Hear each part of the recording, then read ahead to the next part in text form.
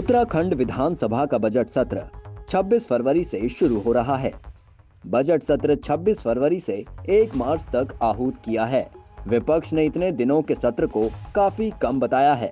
उपनेता प्रतिपक्ष भुवन कपाड़ी ने कहा कि अन्य प्रदेशों में सत्र काफी लंबे होते हैं, लेकिन उत्तराखंड में इसके लिए काफी कम समय सीमा तय की गई है।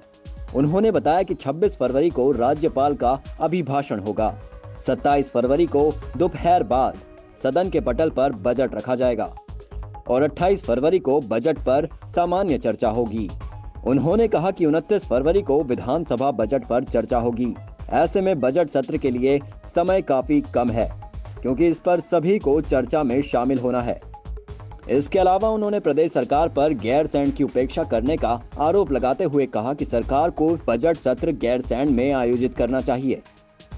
भारतीय जनता पार्टी की सरकार उत्तराखंड के प्रति गंभीर नहीं। जो विधानसभा का सत्र चलता है वो राज्य के जनहित के मुद्दों को प्रस्तुत करने के लिए क्या कमियां हैं, कौन सी चीजें छूट रही हैं, कौन से काम नहीं हो रहे हैं, इस बात को विपक्ष जो है नियम 58 और 310 के माध्यम से सरकार के सामने रखता है और सरकार उसका समाधान करे, ये उसका उद्देश्य होता है, ये व्यवस्था है।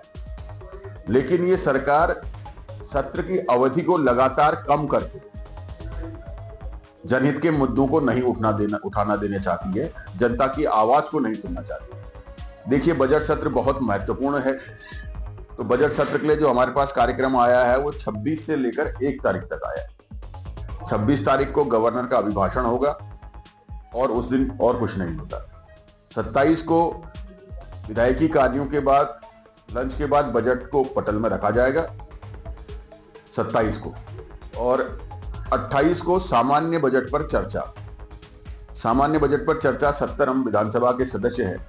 अब बजट पर चर्चा करेंगे कि बजट कैसा है, बजट में क्या कमियां हैं, क्या होना चाहिए था। तो सामान्य बजट में चर्चा, उसके लिए कम से कम 2 दिन का समय चाहिए सभी लोगों को बोलने के लिए, क्योंकि बजट ही पूरे साल भर का आय व्यय का ब्यौरा क्या होना चाहिए, क्या नहीं होना चाहिए उसमें है। उसके बाद विभागवार बजट पर चर्चा।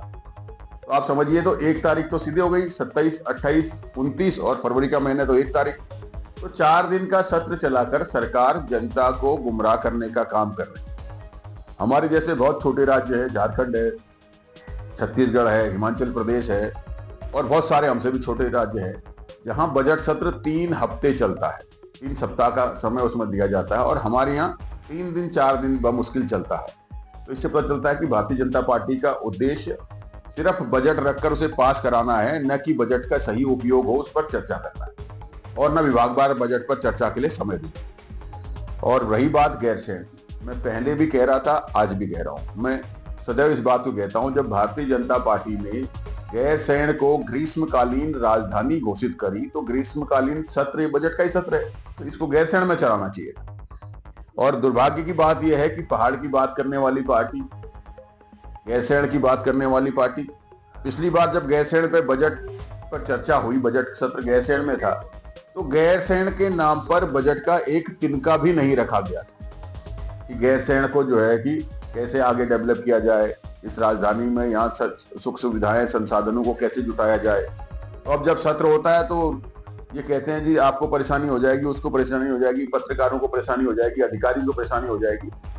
ये राज्य पहाड़ी राज्य है, इसमें अगर पहाड़ के लोगों का अगर आप जनजीवन देख लेंगे तो आपको पता चलेगा कितनी परेशानी। जब सरकार 4 दिन 5 दिन की परेशानी झेलने को तैयार नहीं है, उनके अधिकारी कर्मचारी सरकार को गुमराह करके जो है वहां नहीं जाना चाहते, तो पहाड़ का आदमी जो जीवन वहां काट रहा है उसके जीवन में कितना संघर्ष है, उन कठिनाइयों को कैसे समझ पाएंगे। इसलिए मैं तो ये चाहता था कि, और हमेशा ये चाहता हूं कि बजट सत्र और ग्रीष्मकालीन सत्र जो है वो गैरसैंण में चलाया जाए।